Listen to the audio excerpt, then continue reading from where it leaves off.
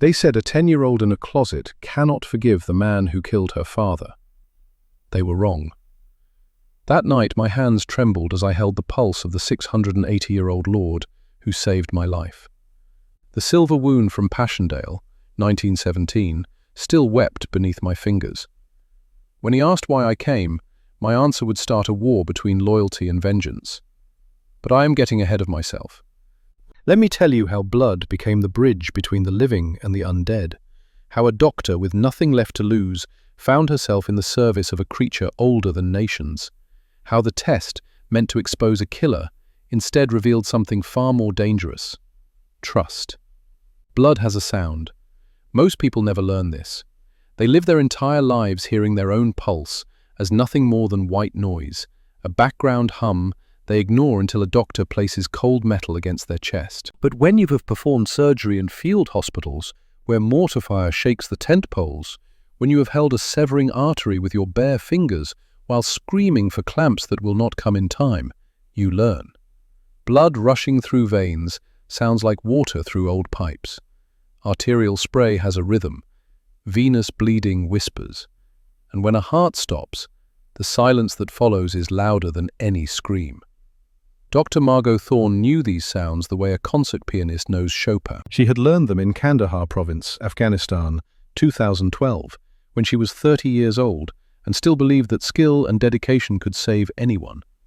She had learned them in the golden hour, that sacred 60 minutes between injury and death, when a surgeon's hands become instruments of mercy or witnesses to failure. She had learned them over the course of saving 17 soldiers during a sustained mortar attack on Forward Operating Base Chapman. 217 sutures across multiple patients. 16 hours of continuous surgery. No sleep, no breaks. Just the rhythm of blood and the prayer that her hands would not fail. They had not failed. Not that night. But 3 weeks later, Private First Class Daniel Oakes, 19 years old from Sacramento, bled out on her operating table despite everything she knew. Despite her skill. Despite her prayers. That was the day Margot Thorne stopped believing in miracles. 12 years later, standing in the marble-floored entry hall of Wrenwood Estate, she found herself listening to blood again. But this time the sound was different. This time the blood was silent. The butler who had opened the door was 70 years old if he was a day. Silver hair immaculate, posture military straight, eyes the pale grey of January clouds. He wore a 3-piece suit that probably cost more than Margot's monthly rent before she lost her job, and he looked at her with the kind of professional assessment that made her think of generals inspecting troops. "Dr. Thorne," he said, not a question, a confirmation. "I am Thomas. We spoke on the telephone." Margot shifted the weight of her medical bag from her right hand to her left. The leather was worn smooth from years of use. The bag had been her grandfather's. He had carried it through France in 1944. She had carried it through Afghanistan. Now she carried it into the Blue Ridge Mountains of Virginia, to an estate that did not appear on any map, to accept employment from a man whose background check had returned exactly 0 results. Which should have been her first warning. "Thank you for seeing me," Margot said. Her voice was steady. She had learned that in the army too. Never let them hear the fear. Thomas stepped aside, gesturing for her to enter. "Mr. Wrenwood is expecting you." The entrance hall stretched before her like a cathedral, vaulted ceilings, dark wood paneling that gleamed in the light from crystal chandeliers, oil paintings in gilded frames, portraits of men and women in clothing from centuries past. A grand staircase curved upward, its banister carved from a single piece of mahogany that must have been 500 years old when it was harvested. Margot had grown up in a 2-bedroom apartment in Seattle. Her grandmother, who had raised her after the incident, worked 3 jobs to keep food on the table. Margot's idea of luxury was having hot water that lasted more than 5 minutes. This was not luxury. This was wealth that had compounded across generations. Old money. The kind that bought silence and privacy. The kind that could make a person disappear if they asked the wrong questions. "Mr. Wrenwood is a very private man," Thomas said, leading her through corridors lined with more portraits, more evidence of a lineage that stretched back further than America itself. The position requires discretion, absolute discretion. You signed the non-disclosure agreement? I did. Margot had read every word of the 30-page contract. Most of it was standard confidentiality clauses. Some of it was less standard. Penalties for breach included financial ruin, and in one particularly creative paragraph, potential criminal prosecution for industrial espionage. For a medical consultant position, which should have been her second warning. But Margot Thorne was not here because the job made sense. She was here because her 9-year-old niece, Isla, had a congenital heart defect that required surgery. Her insurance company had decided was experimental and therefore not covered. She was here because $340,000 was a number she could not reach by any legal means she had tried. She was here because when you love someone more than your own life, you make choices that would have horrified the person you used to be. The salary, Thomas said, stopping outside a set of double doors carved with intricate Celtic knotwork. $50,000 per month, paid on the first. Mr. Renwood does not negotiate. He also does not tolerate failure. 50,000. Margot's last position, before she lost her license, had paid 68,000 per year. I understand, she said. Thomas studied her for a long moment. His grey eyes seemed to see straight through her. Your background check was remarkably clean, Dr. Thorne, almost suspiciously so.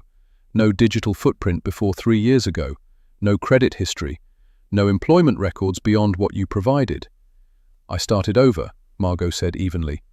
After Afghanistan. After the medical board hearing. Sometimes you need to rebuild from nothing. And sometimes people are running from something, Thomas said. But his tone was not accusatory, merely observational. Everyone who comes to Renwood Estate is running from something. The question is whether they are running towards safety or bringing danger with them. I am not dangerous. We shall see. Thomas opened the doors. Do not touch anything. Do not wander. And Dr. Thorne. She turned to face him. If you are here to harm him, Thomas said quietly, you will not leave this estate alive. I have served Lord Renwood for 43 years. Since I was 27 years old, I have seen assassins come, I have seen spies come, I have buried them all in the woods beyond the property line. His expression did not change.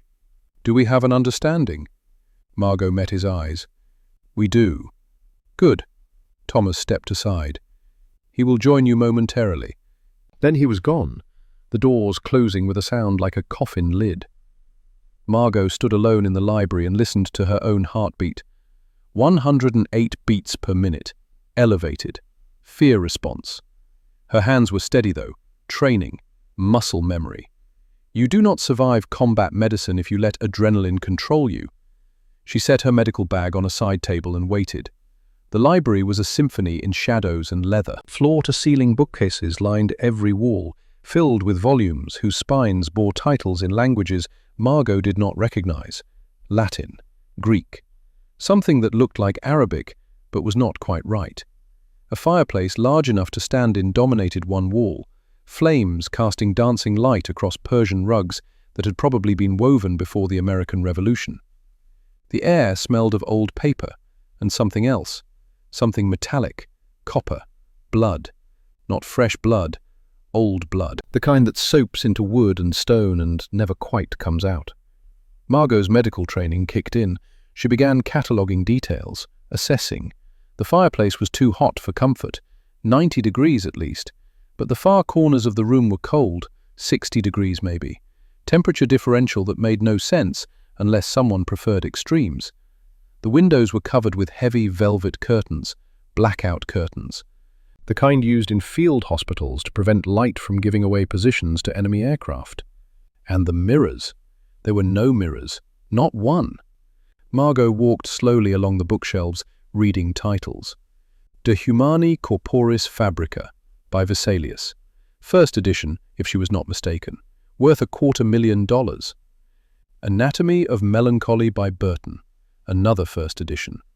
Gray's Anatomy, but not the modern version. This looked like the original 1858 publication. Someone was very interested in human anatomy. Or very interested in how to destroy it. Minutes passed. 5. 10. The fire crackled. Outside the windows, beyond the heavy curtains, Margot could hear wind moving through the mountains. It was January, the coldest month, the dead of winter in more ways than one. Dr. Margot Thorne. The voice came from behind her. Margot spun, hand instinctively reaching for the scalpel she kept in her coat pocket, a habit from Afghanistan. You never knew when you might need to cut someone free from wreckage, or defend yourself from someone who had lost their mind to pain and fear. The man standing in the shadows near the bookcase had not been there 30 seconds ago. She was certain of this.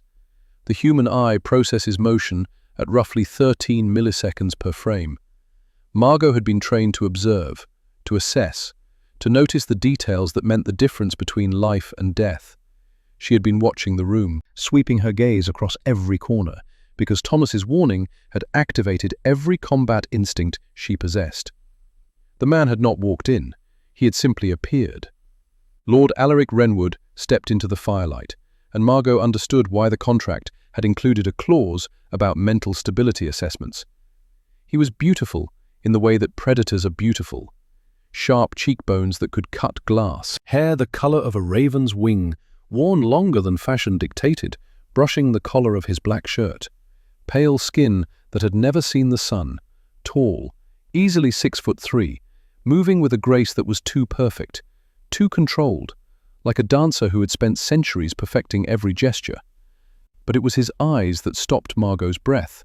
They were the blue of Arctic ice, inhuman, ancient, eyes that had seen empires rise and fall, eyes that held knowledge no mortal should possess. And they were looking at her the way a wolf looks at a rabbit. "You are younger than I expected," he said. His voice carried the faintest trace of an accent that Margot could not place. Something European, something old, not quite British, not quite French, something that predated modern borders. 42. Young for a trauma surgeon of your reputation. "You read my file," Margot said. Her hand was still on the scalpel. "I read everything, Dr. Thorne." He moved closer.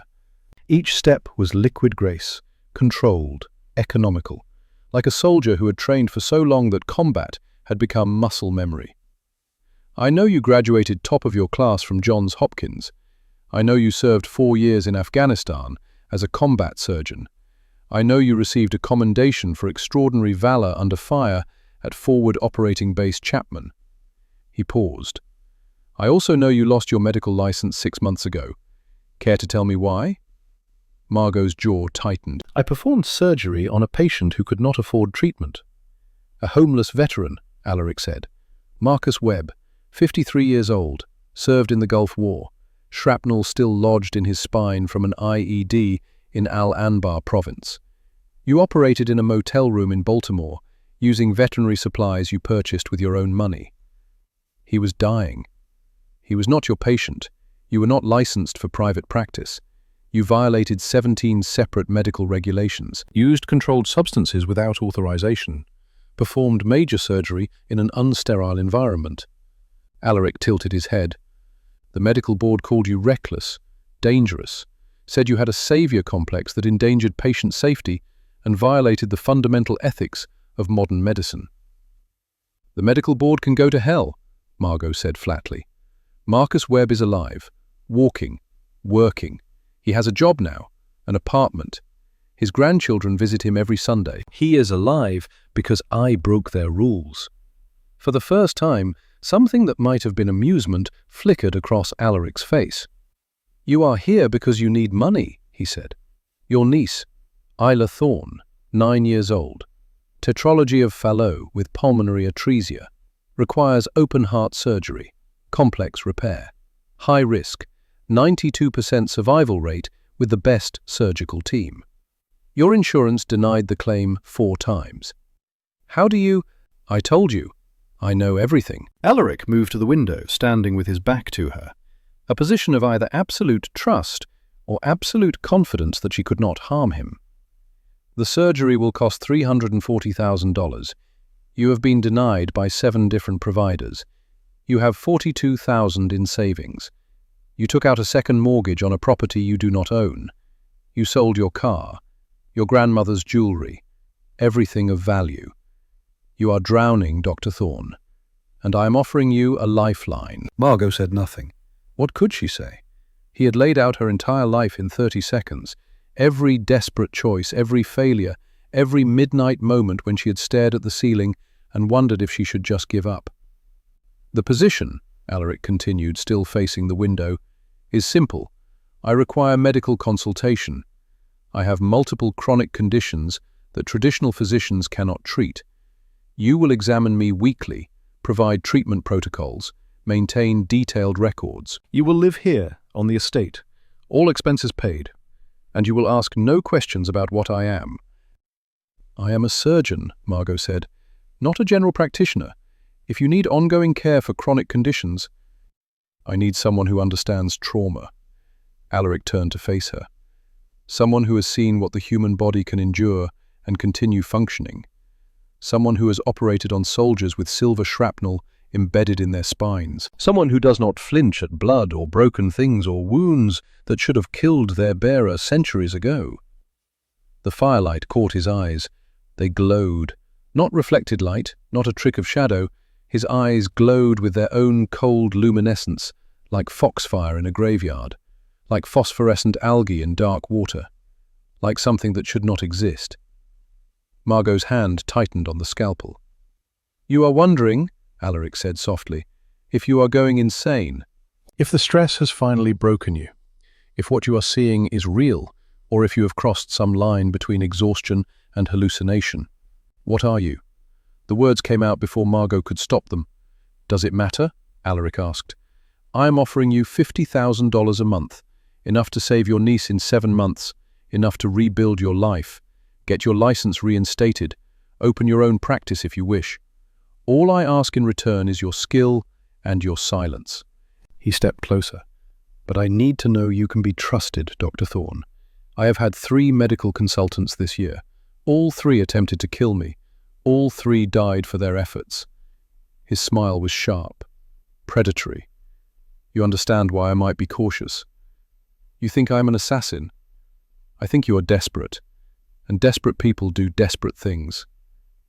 Alaric was close enough now that Margot could smell him. Not cologne, not sweat. Something else. Something that made the primitive part of her brain, the part that had kept her ancestors alive in caves, scream danger. "So I am going to give you a test." "What kind of test?" "Tonight, I will sleep. My bedroom is in the west wing, 3rd door on the left. The door will be unlocked." His eyes held hers. "If you are here to kill me, that will be your opportunity. I will be vulnerable, defenseless, completely at your mercy. And if I do not try to kill you? Then we will have breakfast tomorrow and you will begin your employment." Alaric stepped back. "Thomas will show you to your quarters. You may explore the house. The kitchen is stocked. Eat whatever you wish. But do not enter the west wing until 2 in the morning." "Why 2? "Because that is when I sleep." He moved toward the door, that inhuman grace making him seem to float rather than walk. "One more thing, Dr. Thorne." She waited. "If you do try to kill me, make it quick. I have lived a very long time. I have grown tired of prolonged suffering. A blade to the heart. Efficient. Professional. I would appreciate that courtesy." Then he was gone. The door closed. Margot stood alone in the library and realized her hand was shaking. The bedroom Thomas showed her to was larger than her entire apartment in Seattle had been. 4-poster bed with silk sheets the color of midnight. Ensuite bathroom with a clawfoot tub and fixtures that looked like they had been cast in 1870. Windows overlooking the mountains, now lost in darkness. A writing desk made of burled walnut. A wardrobe that, when she opened it, contained clothing in her exact size. Pants, shirts, sweaters. All practical, all durable, all her size, which should have been her 3rd warning. But Margot was past warnings. She sat on the edge of the bed and pulled out her phone. No signal. Of course not. The estate was 30 miles from the nearest town, deep in the mountains where civilization ended and wilderness began. Thomas had explained this during the drive from the private helipad where she had been picked up. Complete isolation. Perfect privacy, perfect trap. Margot opened her photo gallery. The most recent picture was of Isla, 9 years old. Blonde hair in pigtails that Margot had braided herself. Blue eyes, the same shade her brother had possessed before the improvised explosive device in Fallujah had turned his convoy into burning metal and screaming men. Isla was smiling in the photo, gap-toothed, innocent. She did not know she was dying. Margot and her sister-in-law had agreed to keep the diagnosis vague. No need to terrify a child with medical details she could not understand. But Margot understood. Tetralogy of Fallot, 4 simultaneous heart defects. The ventricular septal defect alone would require hours of microsurgery. The pulmonary stenosis meant her blood was not oxygenating properly.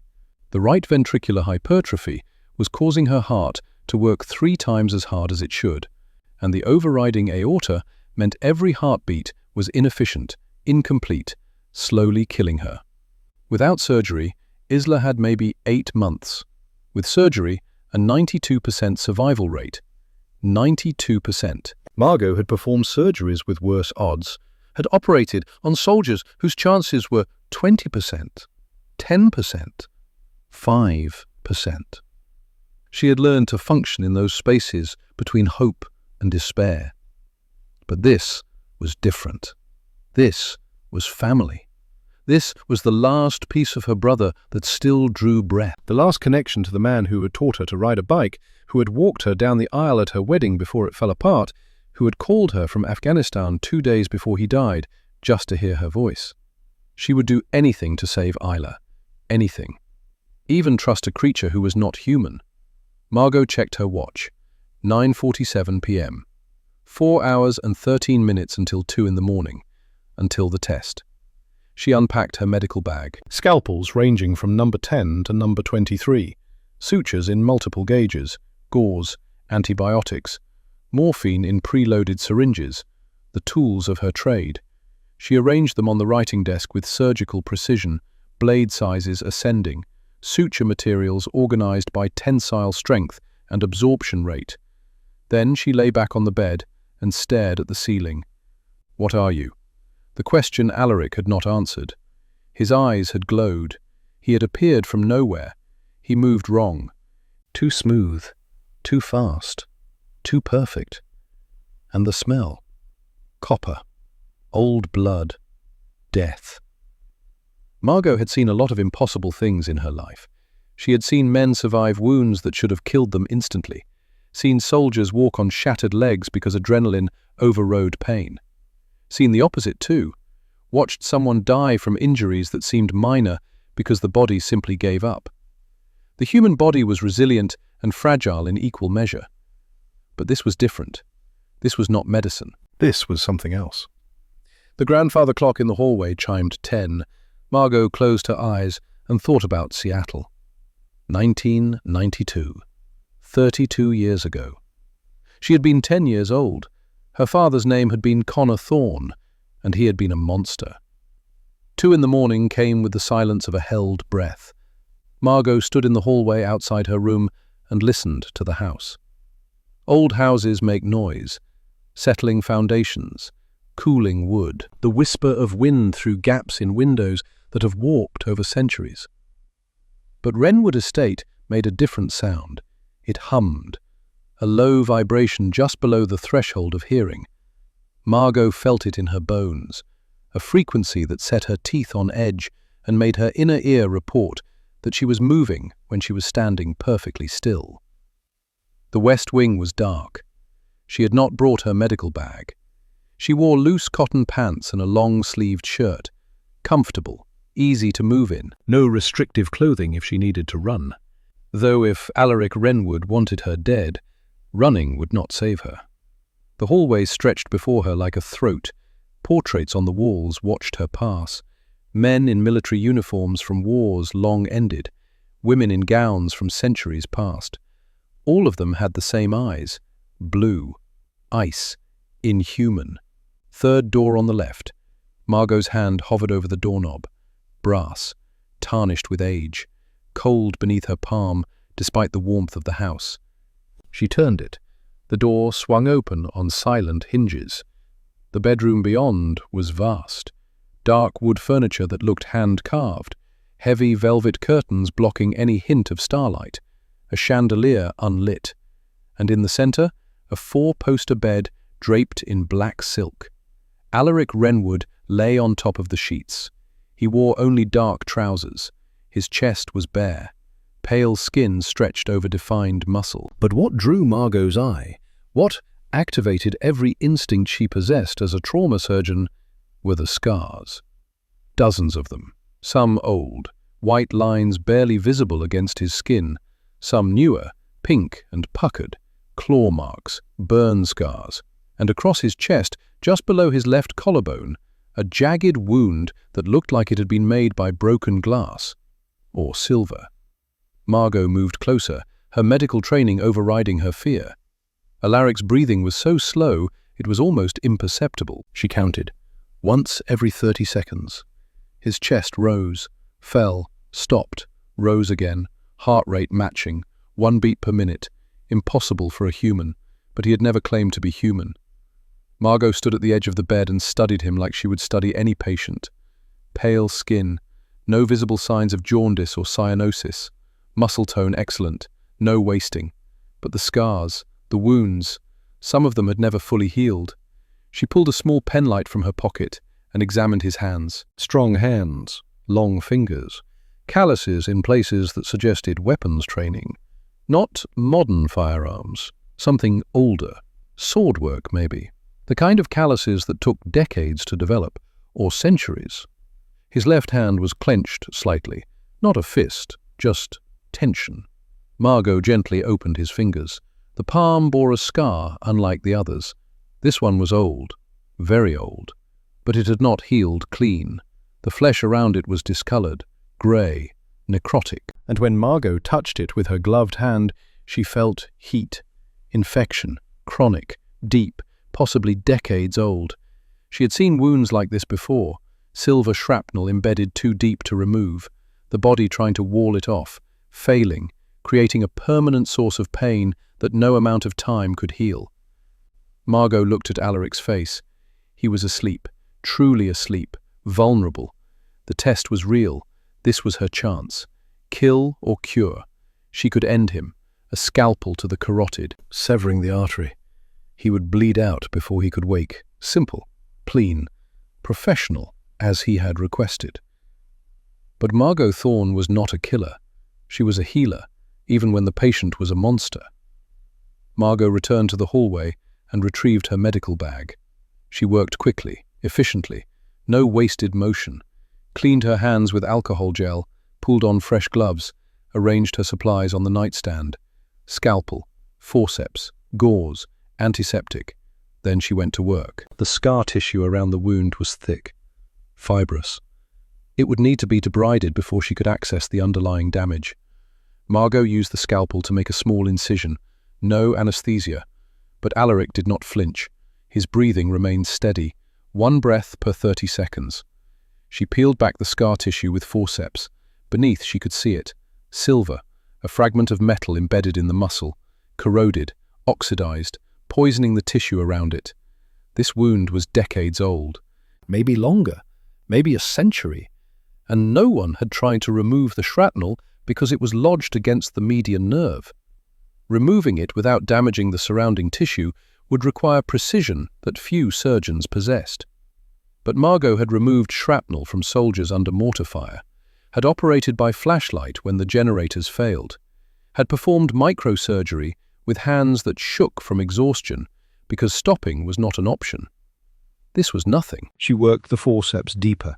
The silver fragment was small, maybe 5 millimeters, but it was wedged between bone and nerve in a way that would cause excruciating pain with every movement of the hand. For a century. Margot extracted the fragment with a single, smooth motion. It came free with a wet sound. She dropped it into a specimen cup and immediately began irrigating the wound with antiseptic. The flesh around the extraction site began to change color almost immediately, from grey to pink.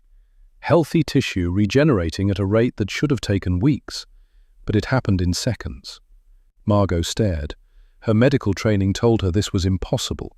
Tissue regeneration required time, days, weeks, months for severe trauma. But she was watching dead tissue come back to life in real time. This was not medicine, this was something else.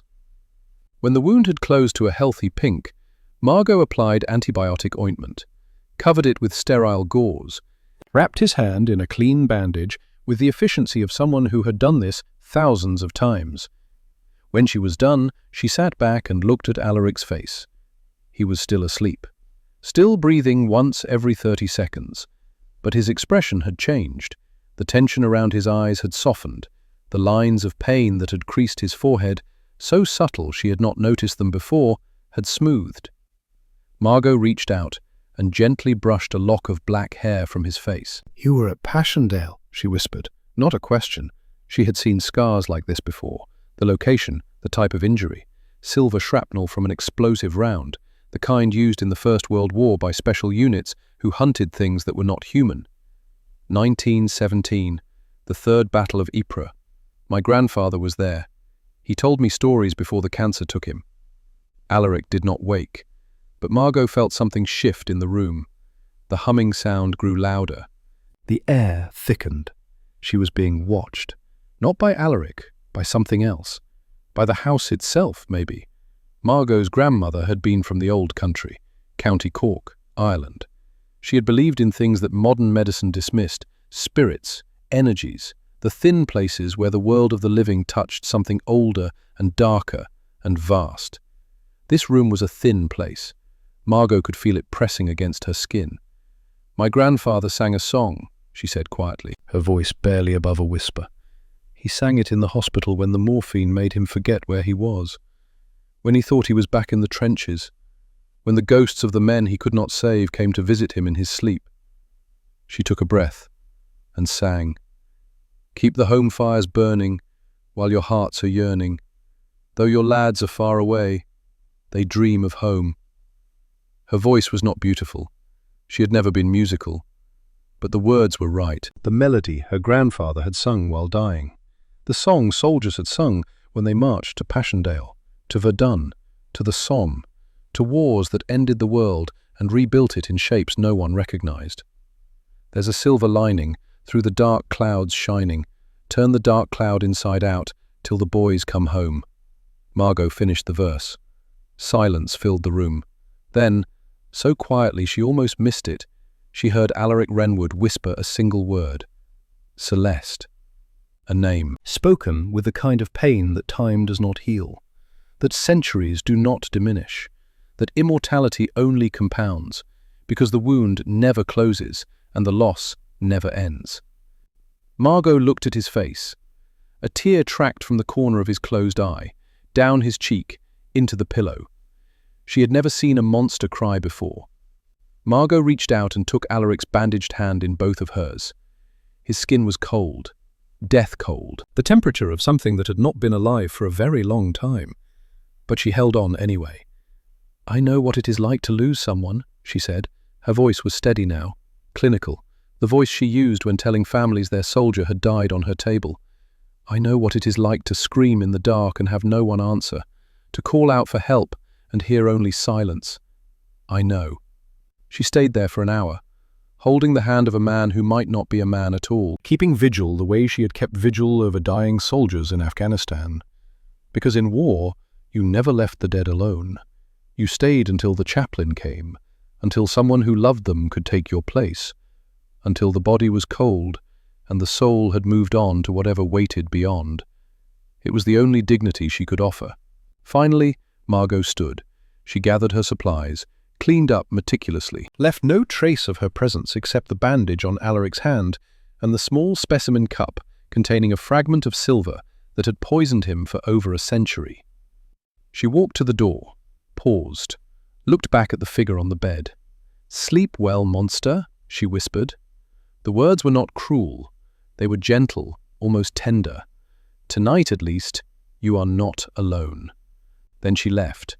Behind her, in the darkness of the bedroom, Lord Alaric Renwood's eyes opened. They glowed in the darkness like twin moons, like foxfire, like things that should not exist but do anyway, existing in the spaces between science and myth. And for the first time in 680 years, the Vampire King had absolutely no idea what to do. Because he had expected betrayal, had prepared for death, had welcomed it even, after so many centuries of pain and loss and endless night. But Dr. Margot Thorne had not brought death, she had brought healing. And that terrified him more than any assassin ever could.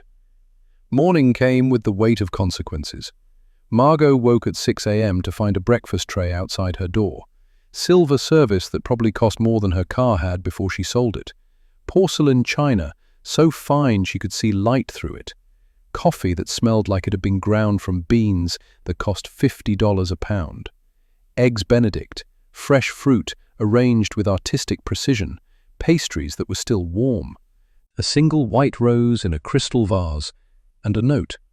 The handwriting was elegant, old-fashioned, the kind taught in schools that no longer existed, in a time when penmanship was considered a measure of character. Dining hall, 8 o'clock. We have matters to discuss. A.W. Margot picked up the coffee cup and found her hand shaking. She had crossed a line last night. She knew this. The smart thing would have been to leave, to walk out of Wrenwood Estate and never look back. To find another way to save Isla. Legal ways. Honest ways. Ways that did not involve creatures who glowed in the dark and healed from wounds that should have been fatal. But Margot Thorne had stopped believing in honest ways 6 months ago, when the medical board had stripped her license and told her she was a danger to society. When they had called Marcus Webb, the homeless veteran she had saved, an unacceptable risk.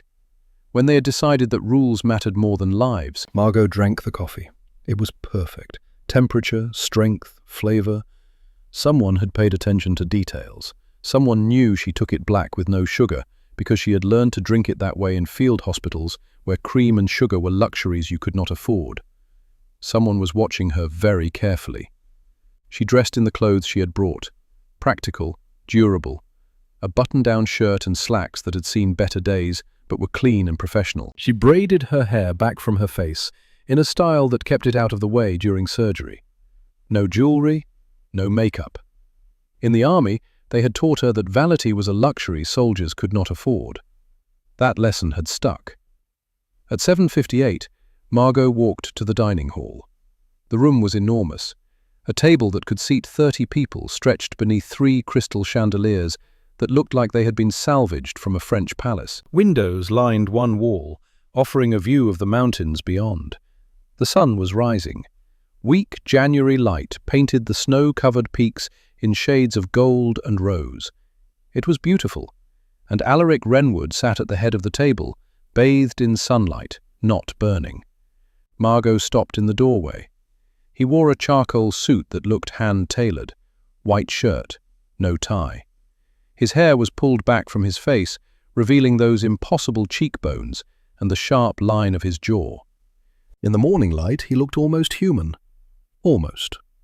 But his eyes were still that impossible blue, and they were fixed on Margot with an intensity that made her feel like a specimen under glass. "Dr. Thorne," he said. His voice was different this morning, warmer, less predatory. "Please, sit." It was not quite a request, not quite a command. Something in between. Margot sat 3 chairs down from him, far enough to maintain distance, close enough to see his expression. For a long moment neither of them spoke. Then Alaric raised his left hand. The bandage was still there. White gauze wrapped around his palm. He flexed his fingers slowly. Testing. No hesitation. No pain. Just smooth, controlled movement. "You removed the shrapnel," he said. "Yes." It had been there for 107 years. Margot said nothing. What could she say?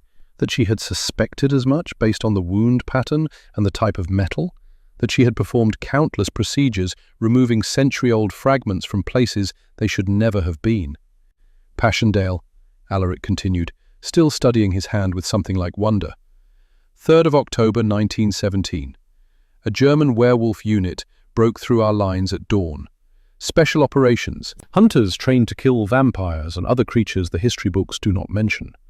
I killed 17 of them before the sun rose, but one managed to rake his claws across my hand before I tore out his throat. Silver-coated talons, military grade. The fragments were too deep, too close to the median nerve. Every surgeon I consulted over the next century said removing them would cause more damage than leaving them, would leave me unable to use my hand. He looked at her. It hurt every day for 107 years, every time I moved my fingers, every time I gripped a sword, or held a pen, or tried to do anything that required precision. And you fixed it in 17 minutes. 17 minutes, Margot confirmed. I timed it. Alaric's mouth curved, not quite a smile, something sharper, more complex. You are not afraid of me. I am terrified of you, Margot corrected. Her voice was steady, clinical. But terror does not erase training. In combat, you learn to function through fear. You learn to use it. Let it sharpen your focus instead of paralyzing you. You were in Afghanistan. 4 years, 22 months in active combat zones. Forward operating base Chapman primarily, with rotations to smaller outposts when they needed surgical support. And you lost someone there, Alaric said. It was not a question. I heard you crying last night. After you left my room, you went back to your quarters and wept for 47 minutes. Margot's jaw tightened. You were asleep. I was pretending to sleep, Dr. Thorne. I have been alive for 680 years. I have mastered the art of the lucid trance. I can paralyze my body while keeping my mind perfectly awake and aware. He leaned forward slightly. Last night was a test. I expected you to try to kill me. I expected betrayal, a blade to the heart, or silver injected into my bloodstream, or holy water poured down my throat while I could not defend myself. What I did not expect was surgery, and I certainly did not expect a lullaby. The room fell silent except for the ticking of an antique clock somewhere. Why did you do it? Alaric asked. His voice was softer now, almost vulnerable. You could have walked away, could have taken the easy money and asked no questions, could have pretended not to notice what I am. Why did you stay? Why did you help me? Margot met his eyes. Because you were in pain, she said simply, and I am a doctor. Pain is pain. It does not matter if the patient is human or vampire or something else entirely.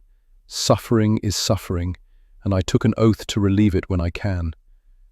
I am not human. I know. I am a vampire, Dr. Thorne. I drink blood to survive. I have killed more people than you can imagine. Soldiers, assassins, innocents who were simply in the wrong place at the wrong time. I am the thing your species tells stories about to frighten children. Alaric stood. He moved with that liquid grace again, predatory, perfect, inhuman. I am a monster, and you held my hand. Yes, Margot said. Why? Because you were crying. The words fell between them like stones into still water.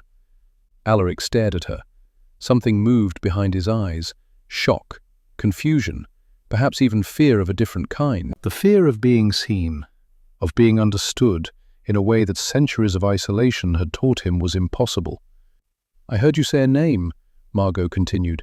Celeste. You said it like it hurt, like speaking it out loud was tearing something inside you that had been carefully stitched together over years. My daughter, Alaric whispered. The word came out broken, jagged. She died in London, 1944, September 7th. A V-2 rocket hit the shelter she was hiding in. I was across the city dealing with a rogue vampire nest. The sun was still up. I could not reach her in time. By the time I arrived, the building had collapsed. She was buried under 30 feet of rubble. He turned to face the window, looking out at the mountains, but seeing something else. Somewhere else. When else. She was 8 years old when I turned her. 1836. She was dying of scarlet fever. The doctors said there was nothing they could do. I thought I was saving her. I thought eternity would be a gift. A chance to see the world, to learn everything, to never lose anything again. His voice cracked. But she never forgave me for taking her childhood, for freezing her at 8 years old while the world moved on. She hated what I made her. hated that she could never grow up, never have children of her own, never be anything but a little girl trapped in an immortal body. He pressed his hand against the window glass. And when the rocket fell, when she died with the sun burning her to ash, she died hating me. I know this because the last thing she said to me, 3 days before, was, "I wish you had let me die." Margot stood slowly. She moved to stand beside Alaric, not touching, just present, bearing witness to pain that had compounded over 80 years. "My niece is 9, she said quietly. "Isla. She is all I have left of my brother. He died in Fallujah, 2010, January 14th. An improvised explosive device made from an artillery shell and a cell phone detonator. He was 28 years old. Army Ranger. 2 tours. He survived Kandahar and Helmand province and a dozen firefights. But a piece of metal the size of my thumb went through his femoral artery and he bled out in 4 minutes. She looked out at the mountains, seeing her own ghosts. Isla has his eyes, his smile. When she laughs, I hear him. And she is dying, Mr. Renwood. Her heart is failing. 4 separate defects. Without surgery, she has 8 months, maybe less. With surgery, 92% survival. But that 8% haunts me. Because 8% means there is a real chance I could lose her. Could lose the last piece of my brother. The last connection to the man who taught me to ride a bike and helped me study for medical school and called me every week from Afghanistan just to hear my voice. That is why you are here." "Yes." Alaric turned to look at her. "I will pay for the surgery. All of it, today. You do not need to work for me. Consider it payment for what you did last night, for removing pain I have carried for over a century." Margot shook her head. "I do not want charity." "It is not charity, it is compensation for services rendered." "Then I will earn it," Margot said firmly. "You need a doctor. I need the money. We have a contract. I intend to fulfill it. 7 months of work for 7 months of salary. Fair exchange." For a long moment, Alaric studied her face, really studied it, like he was trying to solve a puzzle he had been working on for centuries.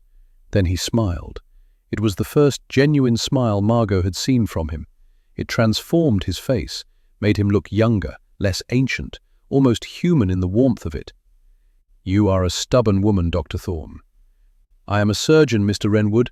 Stubbornness is a job requirement. You cannot perform 18-hour operations and save people who should be dead if you give up easily." "Very well." Alaric gestured to the table. "Eat. Then Thomas will show you the medical facility. It is in the basement, fully equipped with everything you could possibly need. I will expect weekly examinations, blood work, physical assessments, treatment protocols. I have other injuries that require attention." "How many?" 47 documented chronic injuries, some silver-related, some from holy artifacts, some from weapons you probably do not have names for, because they were designed specifically to kill creatures like me." Margot blinked. 47? "I am 680 years old, Doctor. I have fought in every major war since the 100 Years' War. I have scars from silver, fire, holy water, blessed blades and weapons forged in places where the laws of physics work differently." He sat back down at the table. "Some of them still hurt. If you can fix even half of what you fixed last night, I will consider this arrangement worthwhile." Margot returned to her seat. She picked up a fork. The eggs were still perfectly warm. "Why do you not heal completely?" she asked. "You are immortal. Surely your body can repair itself given enough time." "Immortal does not mean invincible," Alaric said.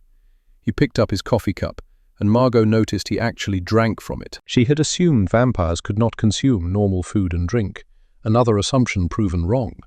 Silver interferes with our regeneration at a cellular level, creates a toxic reaction that prevents proper healing. Holy artifacts cause what we call spiritual damage, wounds to the soul as much as the body. Those never fully close. And some wounds, he paused, looked at her. Some wounds are inflicted by people we love, by the words they say before they die. Those never heal. Not in 680 years, not in 6,000. Margot understood this. She understood perfectly. Private Daniel Oakes had looked at her on that operating table in Afghanistan, blood pouring from wounds she could not close fast enough. And he had said, his voice barely a whisper. "I know you tried, Doc. I know." Then he died, and Margot had carried those words for 12 years.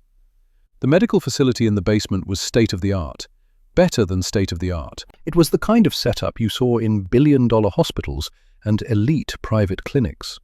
Examination table, surgical lights bright enough to perform neurosurgery, autoclave, refrigerated storage for medications, imaging equipment that probably cost $500,000. Everything was clean, sterile, organized with military precision. "This is remarkable," Margot said, running her hand along the examination table. The equipment was barely used. "How long have you had this facility?" "I built it in 1993, Thomas said from the doorway. "After the Seattle incident, Mr. Renwood decided he needed proper medical support. The equipment is updated every 5 years. 31 years, Margot murmured. She opened cabinets, found surgical supplies that would make most hospitals jealous.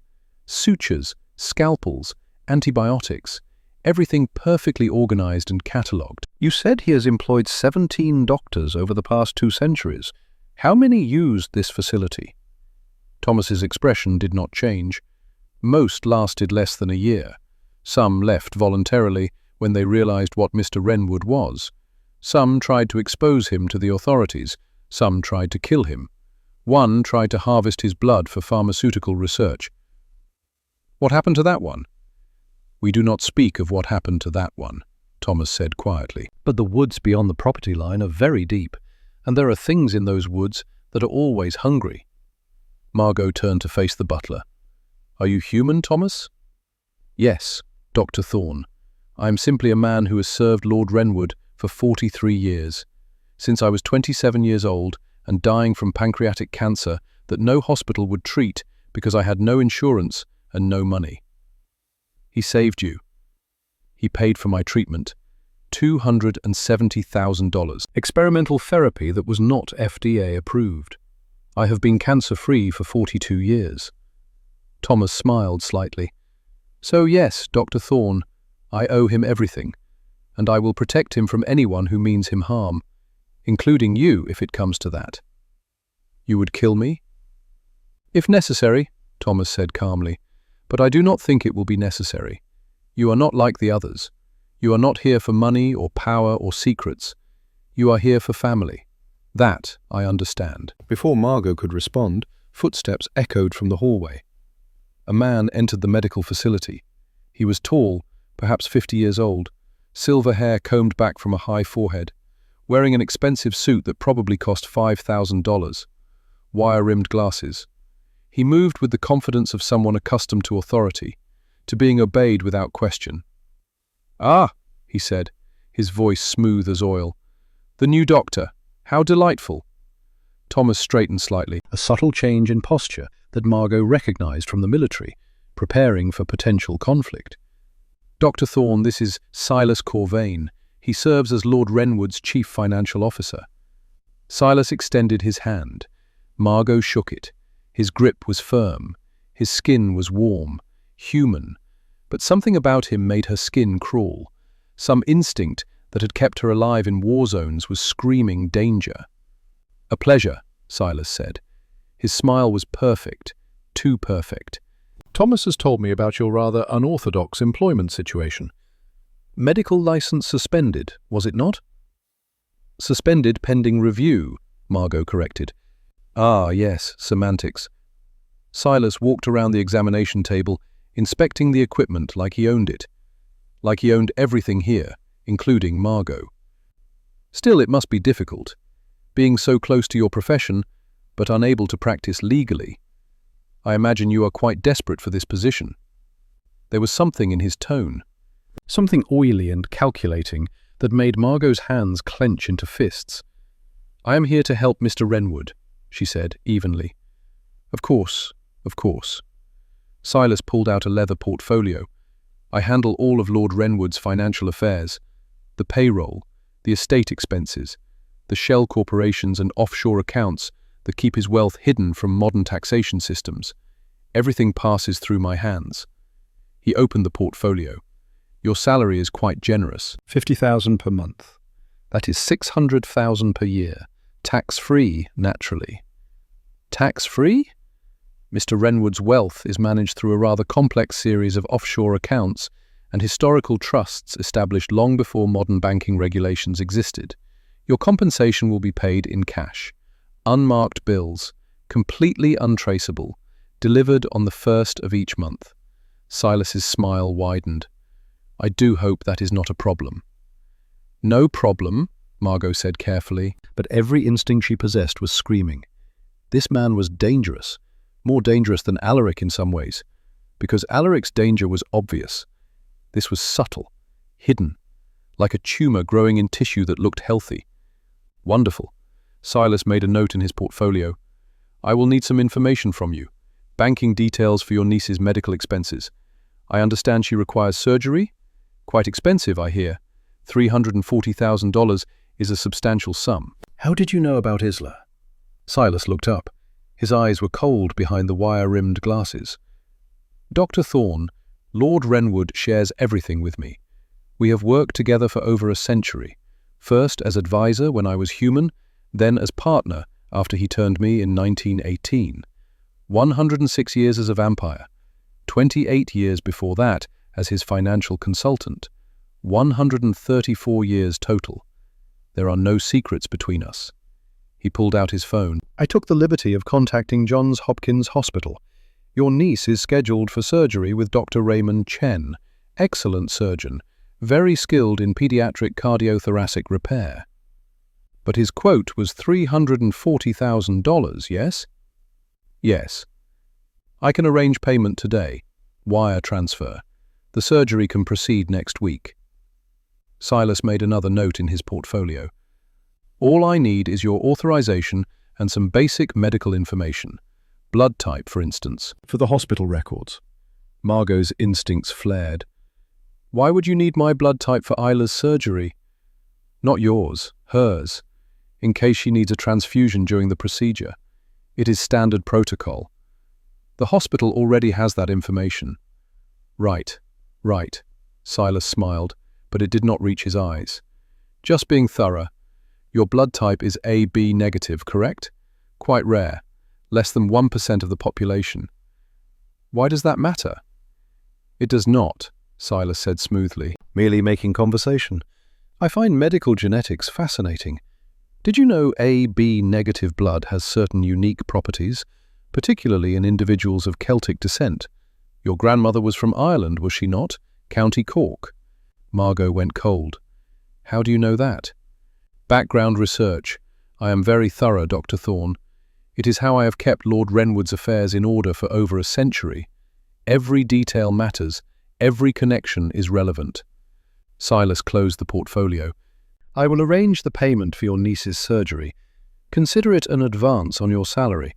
Lord Wrenwood is feeling generous after what you did for him last night. He headed for the door, paused at the threshold. Oh, one more thing. You should know that Lord Wrenwood has enemies, powerful enemies. The Vampire Council in London, for instance. They have been trying to reclaim his territory for decades, and they have agents everywhere, some of them quite close. Silas smiled. Be careful who you trust, Dr. Thorne. In this world, loyalty is a rare commodity, and betrayal often comes from the least expected sources. Then he left. Thomas and Margot stood in silence. Do not trust him, Thomas said quietly. I gathered that. Silas Corvain is brilliant. He has served Lord Wrenwood longer than I have been alive. But lately, Thomas hesitated. Lately he has been asking unusual questions, making unusual phone calls at odd hours. I cannot prove anything, but my instincts say something is wrong. What kind of questions? Questions about Lord Wrenwood's vulnerabilities, about vampire physiology, about genetic markers in human blood, about your grandmother's lineage, Dr. Thorne. He has been researching you for 3 weeks, since before you even applied for this position. Before Margot could respond, her phone buzzed. She pulled it out, a text message, unknown number. Dr. Thorne, this is Dr. Chen's office. Isla's condition has deteriorated. New complications discovered during this morning's examination. We need to operate within 72 hours. Cost has increased to $600,000 due to the complexity of the additional repairs required. Please advise immediately. Margot's hands went numb. What is it? Thomas asked. Isla. Margot's voice sounded distant to her own ears. They are saying her condition worsened overnight. They need to operate in 3 days, and the cost just doubled. That is impossible. Her last cardiologist examination was 4 days ago. The report said she was stable, deteriorating slowly but stable. There is no way her condition could have worsened that dramatically in 96 hours. Margot read the message again. New complications, 72 hours, 600,000. She looked up at Thomas. Someone is manipulating this, she whispered. Someone who has access to hospital records. Someone who can bribe doctors or alter test results. Someone who wants me desperate enough to do anything. Thomas's face went pale. Silas, he breathed. He has connections at Johns Hopkins, donors he has cultivated for decades. And he just asked about your blood type, about your grandmother's lineage. Why would he care about that? I do not know, Thomas said, but I intend to find out. Margot found Alaric in the library. He was reading a book that looked older than America. Handwritten text on vellum pages, illuminated manuscripts in gold leaf. He looked up as she entered, and whatever he saw on her face made him set the book aside immediately. Dr. Thorne, what is wrong? We need to talk, Margot said. She closed the door behind her. About Silas Corvain, about trust, about what the hell is really happening here. Alaric stood. Explain. Margot told him everything. Silas's questions about her blood type, his knowledge of her grandmother's lineage, the offer to pay for Isla's surgery immediately, the sudden message about complications and doubled costs. Someone is manipulating Isla's medical situation, Margot said. Her voice was shaking now. Adrenaline and fear and rage mixing into something combustible. Someone who has access to hospital records and enough money to bribe doctors. Someone who wants me financially desperate. And the only person who has shown that much interest in my personal details is Silas Corvain. Alaric went very still. That inhuman stillness that made him look like a statue, like something carved from marble rather than born. How well do you trust him? Margot asked. With my life, Alaric said automatically. Then he paused. Or I did. Silas has been with me for 134 years. 28 years as my human financial advisor before the Great War. 106 years as a vampire after I turned him in 1918. He managed my finances through the French Revolution, through both World Wars, through the collapse of the Soviet Union. He is the most loyal advisor I have ever had. Then why is he asking about my blood type? Why does he care about my grandmother's lineage? Alaric's eyes narrowed. What specifically did he say? He said AB negative blood has unique properties, particularly in individuals of Celtic descent. He knew my grandmother was from County Cork before I told him. He has been researching me for weeks. Alaric walked to the window. The afternoon sun was setting. The light did not seem to bother him, which was another question Margot filed away for later. Vampires were supposed to burn in sunlight, but Alaric stood in it like it was nothing. What is AB negative blood? Alaric asked quietly. To vampires, I mean. What makes it special? Margot hesitated. I do not know. I am not a vampire. I am a doctor. Blood types matter for transfusions, but beyond that. Alaric turned to face her. His expression was grave. There is a condition, he said slowly, among humans, very rare, perhaps 1 in a million. We call it sanguis aeternum, eternal blood. It occurs in individuals with AB negative blood and a specific genetic marker, usually traced back to ancient Celtic or Druidic bloodlines. Your grandmother from County Cork fits that profile perfectly. Margot's grandmother had told her stories, old stories, about druids and thin places, and the old gods that still walked in County Cork when the mist rolled in from the sea. What does this blood do? Margot asked. It transforms us, Alaric said. His voice was barely above a whisper. A vampire who drinks sanguis aeternum becomes stronger, faster, nearly invincible. We become immune to silver, immune to sunlight. Our wounds heal instantly. We become what we call daywalkers, the ultimate form of our species. And you think I have this blood? I think Silas believes you do. He has been searching for sanguis aeternum for decades. I know this because he asked my permission to research it 20 years ago. Said he wanted to find a way to make me more powerful, to protect me better. Alaric's jaw tightened. And if he has told anyone else about you, if he has contacted the Vampire Council in London, you are in grave danger. Why? Because they would harvest you, Dr. Thorne. They would drain every drop of blood from your body to create an army of daywalkers. And then they would use that army to conquer every vampire territory in the world, including mine. Before Margot could respond, Alaric's phone rang. He answered it, listened. His face went pale in a way Margot had not thought possible for someone who was already corpse-white. "When?" he asked. "Are you certain?" A pause. "I understand. Thank you for the warning, Thomas." He hung up. "We have a problem," Alaric said. Thomas had been monitoring Silas's office, something he had started doing 3 weeks ago when the questions had become too specific, too targeted, too focused on things that should not matter to a financial advisor. He had installed listening devices, had hacked into Silas's computer, had done things he learned during his time in British intelligence, before the cancer, before Alaric, before any of this. And he had just intercepted a phone conversation. Silas had been talking to someone named Damien Blackwell. They stood in Thomas's small office on the 3rd floor, a room filled with security monitors, surveillance equipment, the tools of a man who had learned that paranoia kept you alive. "Play it," Alaric said. His voice was ice. Thomas pressed a button. Silas's voice filled the room. "Yes, I am certain. A B negative. Maternal lineage from County Cork, Ireland. Clan O'Brien. Ancient Druidic bloodline. I researched her grandmother's genealogy back 12 generations. All the markers match perfectly. She is sanguis aeternum." A second voice responded. Male, British accent, cold and cultured. "And Renwood does not suspect?" "He is too distracted by sentiment." The woman removed some century-old shrapnel from his hand, sang him a lullaby. Now he thinks she is trustworthy, thinks she is here to help him. Laughter. Foolish. After 6 centuries, you would think he would learn that kindness is always a manipulation.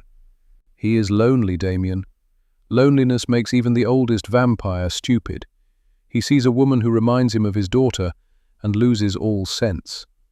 "When can you extract her?" "Soon. I am manipulating her niece's medical situation, creating false complications, doubling the costs, making her desperate. Once she agrees to let me pay for the surgery, I will have leverage. I will suggest a simple blood donation, for testing purposes, to ensure compatibility with her niece in case transfusion is needed during the procedure. She will not refuse." "And Renwood?" "We'll never know until it is too late. By the time he realizes what happened, I will be in London with you. With the sanguis aeternum, you need to overthrow the council and take control of all European territories. And you will finally give me what you promised, the location of William's descendants." A pause. "You still believe they exist?" "William had a daughter before he died in the Blitz. I know this because I found her baptismal records. She survived the war, married, had children. I can find them, Damien, but I need your resources, your contacts.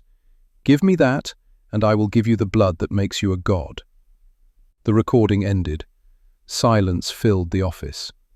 Alaric's hands were clenched into fists, so tight Margot could hear his knuckles cracking. His eyes had gone from blue to red, glowing, furious. 134 years, he whispered.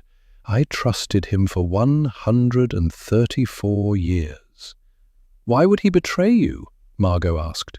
Alaric looked at her, and for the first time, she saw something in his eyes that terrified her more than his inhumanity. She saw pain.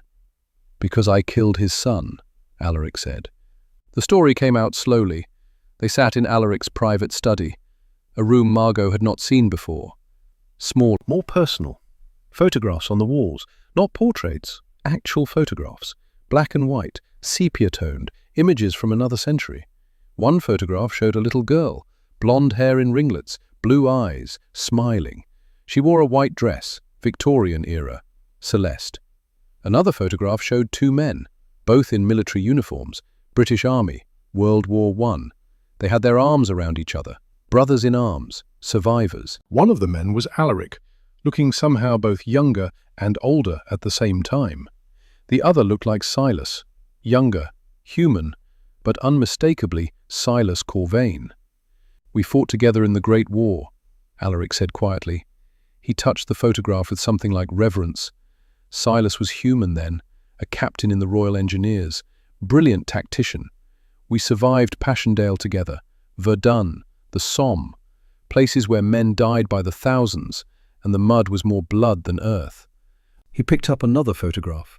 This one showed a boy, maybe 10 years old, dark hair, serious eyes. William Corvain, Silas's son, born in 1908.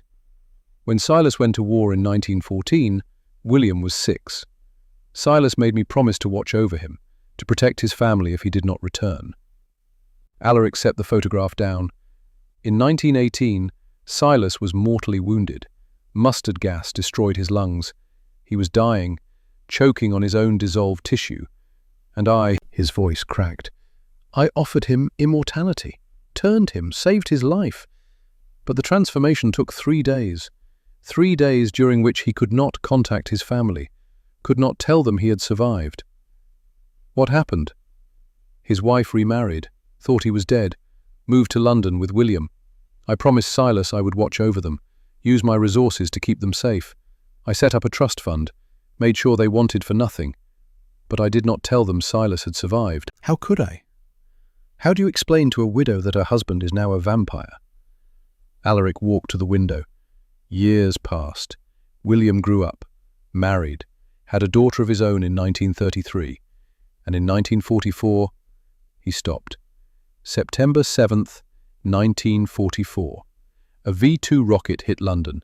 2 shelters were struck simultaneously, one in Stepney, one in Westminster. I was in the city, had resources to evacuate 1 shelter, maybe save a dozen people before the rocket struck. Margot understood. Celeste was in 1 shelter, William was in the other. Yes, Celeste was 8 years old, frozen at 8 years old forever, my daughter. And William was 36, with a daughter of his own, a mortal man with a full life ahead of him. Alaric's voice was hollow. I had seconds to choose. Save my immortal daughter, who had centuries ahead of her, or save the human son of my oldest friend. You chose Celeste. I tried to save Celeste, but I was too late.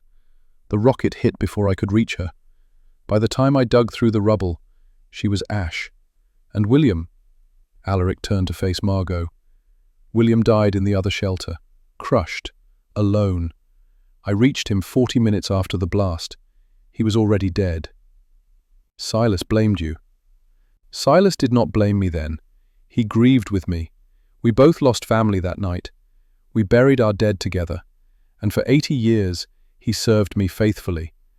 Or so I thought. Alaric's hands clenched. But now I understand. He has been planning this for decades, waiting for the perfect weapon to destroy me. And then you arrived, with sanguis aeternum in your veins.